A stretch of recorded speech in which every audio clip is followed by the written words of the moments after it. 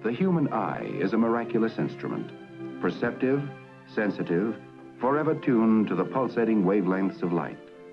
Yet the eye is hemmed in by horizons. It cannot see over a hillside or beyond the haze of distance.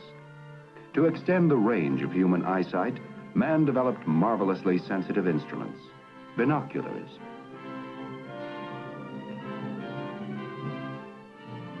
Giant telescopes to probe the furthest span of space.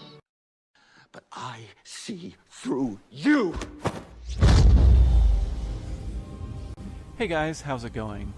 So I finally got around to making a video on the vestibular system, and I cannot emphasize enough how important the vestibular system is for us to be able to function at all. Basically, the vestibular system is our internal gyroscope, and it is responsible for the stabilization of our vision, spatial orientation, and balance. And it also plays a big part in the operation of other systems in our body. What's funny is that not only is the vestibular system essential to our existence, but it also cannot work without gravity. The sword cuts both ways, NASA, and gravity is our friend too. I'm sorry, but the 1969 science fiction story is impossible when you realize that the vestibular system cannot function without gravity in imaginary space. You know, the story where so-called astronauts hopped onto their rocket ship, piloted it beyond low Earth orbit, all the way 237,000 miles to our orbiting moon. Then they separated into a lunar module and manually descended and magically and flawlessly landed in one try on the unknown spinning rock surface, while the other guy stayed in the magical orbit of the moon. On the surface, Buzz Lightyear and Stretch Armstrong had a grand old time. They played, conducted a bunch of science experiments, planted a flag. Then they blasted off from the moon and docked with the command module in open space with no coordinate system, manually, visually, and with a few delayed remote controls from Houston, all very accurate down to a few feet in order to make the magical joining of the two tiny space capsules in the massive emptiness of outer space. And also to navigate, they used a sextant-like instrument to visually line up the Earth and a star or planet billions of miles away and triangulate their position. What a fantastic story! All this technical work, which the supercomputers of today can't even replicate. We lost the instructions on how to get to the moon. They did all of this with an impaired vestibular system due to the lack of gravity in low Earth orbit, and then the absence of gravity on their way to the moon, and then the shift back to 1/6 of Earth's gravity on the moon itself.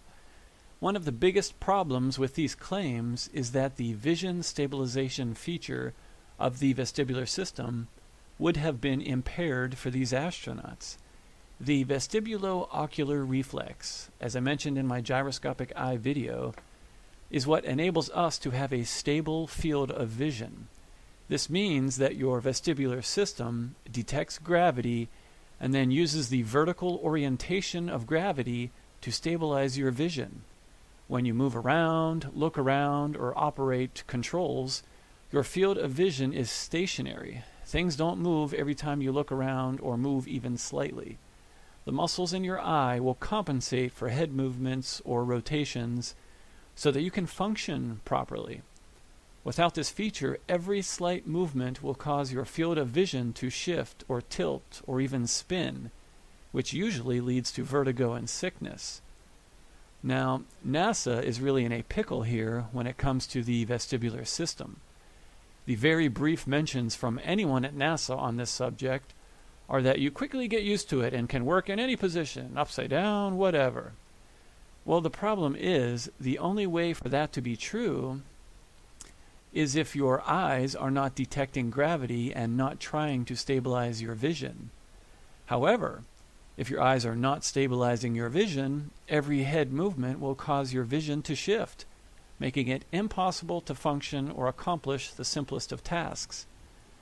So either your eyes are locked in place and your vision is now like a shaky camera that never stops, which makes it impossible to function, or your eyes are detecting gravity and stabilizing your vision, or at least trying to.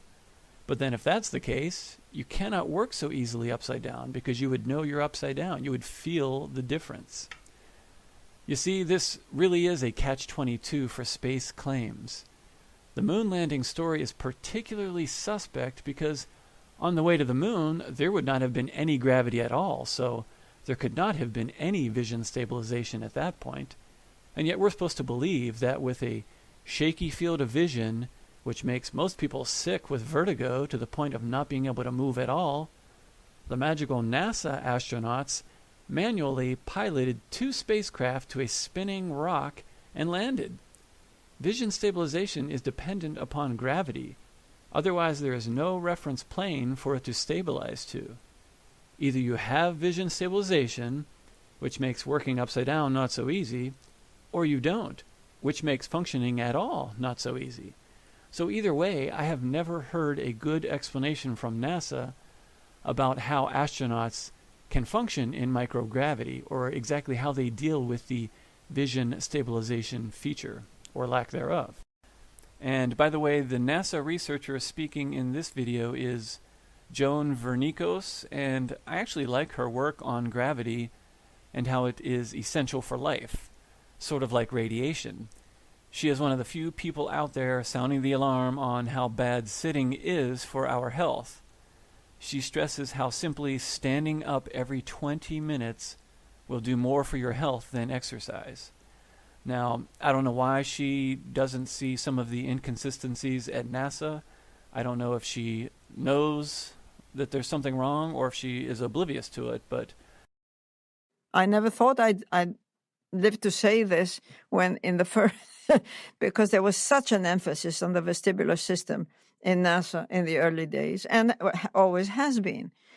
But the vestibular system is ending up being far more important than merely balance and coordination. I'm not underrating balance and coordination. I think you want it and you need it. But it is the clearinghouse for blood pressure regulation. It is a clearinghouse for a whole lot of activities, for muscle, for bone. Now there's research on bone being mediated through the vestibular system. So when the vestibular system goes silent, literally silent, you're in trouble.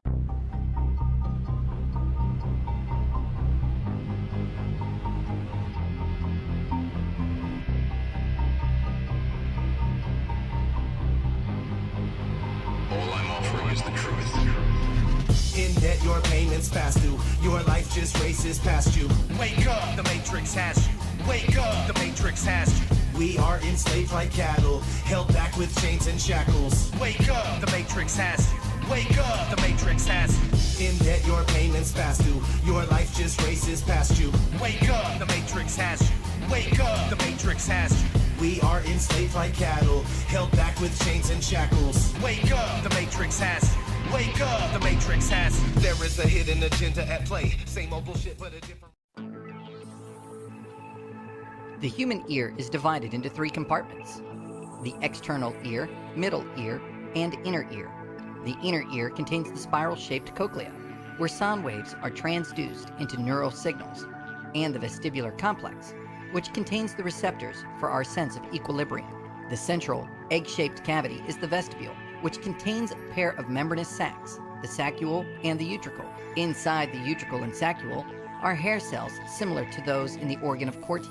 The hairs are clustered in the macula, where their processes are embedded in a gelatinous mass and lie under a thin layer of crystals called otoliths. When the head tilts, gravity moves the crystal mass and distorts the stereocilia of the hair cells.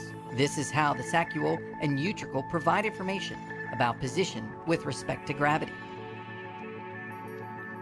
Behind the vestibule is the third portion of the bony labyrinth, known as the semicircular canals.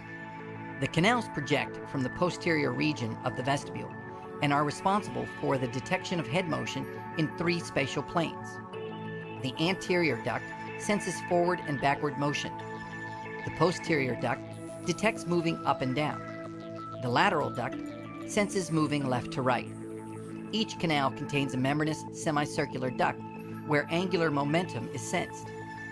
At the base of each duct is an expansion called the ampulla. Within the ampulla, long stereocilia of hair cells are embedded in the cupula, which sticks out into the endolymph. When your head moves, the endolymph moves the cupula and stimulates the stereocilia. I discovered gravity when I was recruited from teaching at Ohio State University Medical School. I was recruited by NASA in its very early years. I was hired because of my stress research expertise. I was one of 6 that formed the core of my biomedical researchers at Ames Research Center in California. Soon we were asking questions like, what happens when we live without gravity? Nobody knew. No, none of us knew. As we live in planet Earth, our development, growth, and lifespan are influenced by 4 fundamental forces of nature: gravity, electromagnetism, including light, and strong and weak nuclear interactions. All these factors influence our life in this planet. Gravity and light, we now know, are crucial to health, as well as to behavior. From the moment we are born, from the relative weightlessness of our mother's womb, remember that, being in the womb is like being an astronaut in space. And harder still while wearing a spacesuit that has to be able to protect an astronaut from the vacuum of space. Without gravity, we do not develop properly. For instance, a child that is born with cerebral palsy that cannot move on its own, cannot sense this vertical direction of gravity properly, and therefore does not develop normally. It is gravity that gives us our sense of direction and acceleration. Without those, we have no sense of balance and coordination. Returning space travelers lose their balance and coordination. They basically are like a child. So just remind our viewers how hostile environment is space, because I know in a conversation that we had yesterday with astronomer Derek Pitts out of Philadelphia, he was talking about the effects of space radiation and how space is a very hostile environment for the human body. Oh, no question about it. I mean, they're flying in a vacuum in space. Their orbital velocity is 5 miles a second, which is hard to imagine. So think about it more in terms of 86 football fields a second. Extremely fast, space radiation, extremes of temperatures, and then, of course, the re-entry that they're going through to come home, where they're slowing down from 5 miles a second to this very jarring touchdown on the steppe of Kazakhstan. It's an amazing experience by all accounts. All right, we see someone else now being pulled from the Soyuz capsule. Can't quite see. That's Scott Kelly. That's Scott Kelly. U.S. astronaut pumping his fist in the air. Wow, with a smile, it looks like, on his face. There you saw giving the thumbs up there as he is being placed into that recliner that you mentioned. Yeah, he'll be placed there soon. Everyone to step back. Here comes, we step back. Step back and don't interfere. And we're seeing a big smile from Scott Kelly there. You can see just to his right, Steve Gilmore, Scott's prime flight surgeon for his year in space. No stranger to cold landings in Kazakhstan. This is his 4th mission, his 2nd landing in a Soyuz. 520 total days in space across his space flight career, 340 days in this historic year in space. Picture that is father and son, cosmonaut heritage that has spanned several decades of Russian space history. Everything as we were taught. And we just had a... I'm Bryce Salvador, retired captain, defenseman from the NHL. I played 7 years with St. Louis Blues and 7 years with the New Jersey Devils. Hockey's been just an integral part of my life, and when that was taken away from me because of a vestibular issue, it was really tough to deal with. It just changed my personality. I couldn't go out and do stuff, couldn't even get in a car, couldn't drive. My kids were still young. At the point, they hadn't really at an age they could understand or remember me playing, and so I wanted them to remember me as a player playing instead of just a picture on the wall.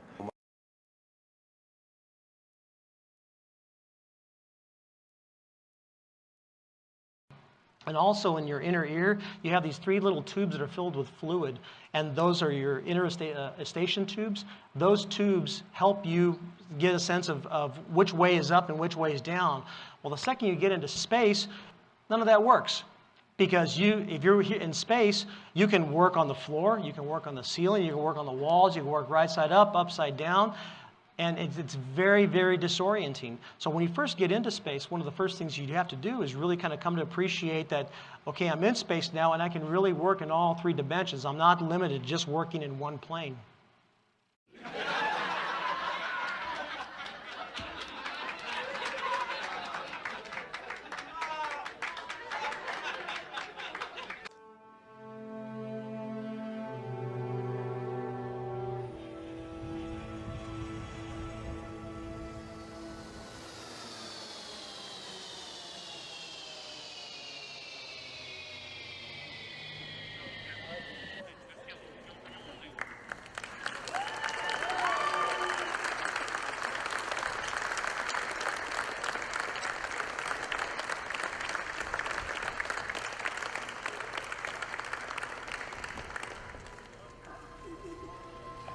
Sore?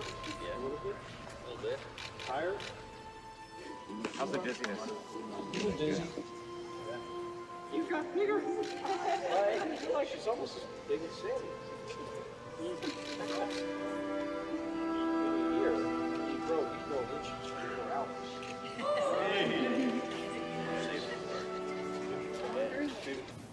Returning space travelers lose their balance and coordination. They basically are like a child. Go up here. Oh, over here. Yeah? What's in that box? That's a gift from your brother. Wow. Ah, big table. Yeah?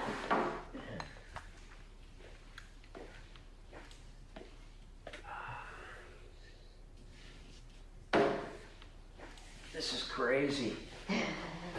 Crazy, crazy.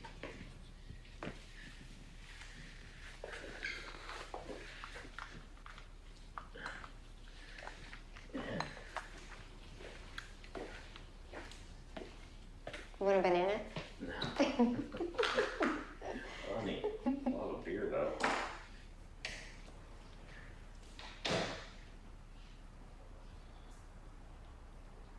Yeah. All right. First time in the water.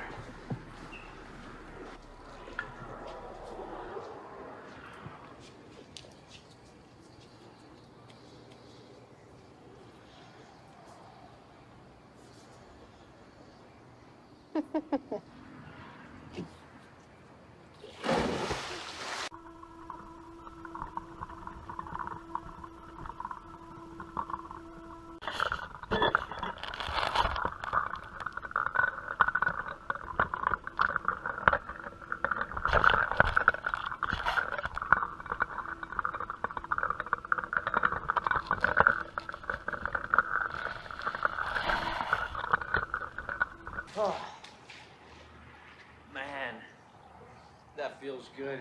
Welcome home. Back to Earth.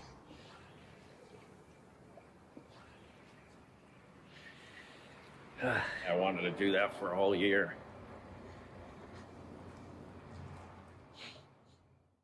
If you have one bucket that holds 2 gallons and another bucket that holds 5 gallons, how many buckets do you have? 2? Thank you.